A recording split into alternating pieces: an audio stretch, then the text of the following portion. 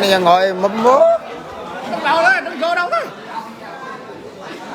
ngồi đi có vi thảm vòng hết 2 trái ai bên đây bên đằng sau mấy kỳ thôi đâu đây đâu ngồi đâu đấy chắc nó chọn cái giờ đó không cái giờ bên đấy rồi nữa từ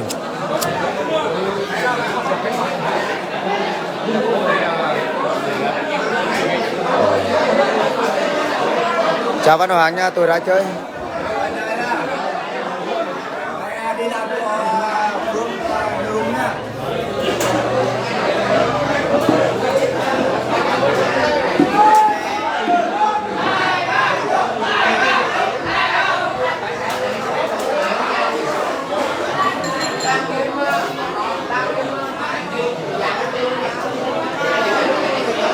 Thằng em không thì lên chỗ gặp vợ này.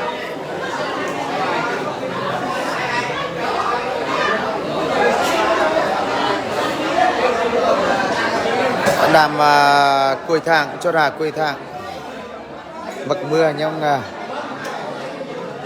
cảm ơn mọi người tin tưởng ủng hộ.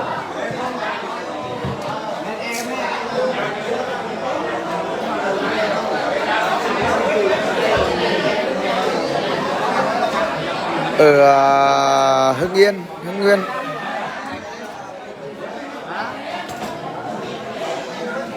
Ở Hưng Yên, tôi đọc ơi.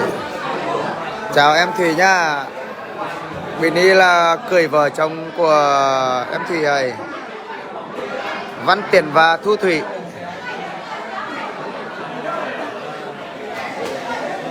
Tối nay một chương trình ca nhạc đặc sắc.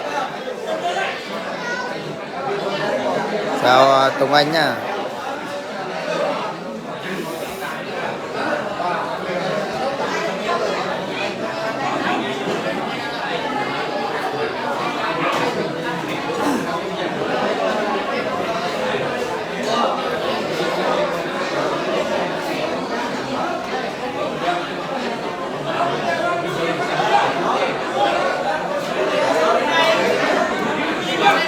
Chào tất cả mọi người nha.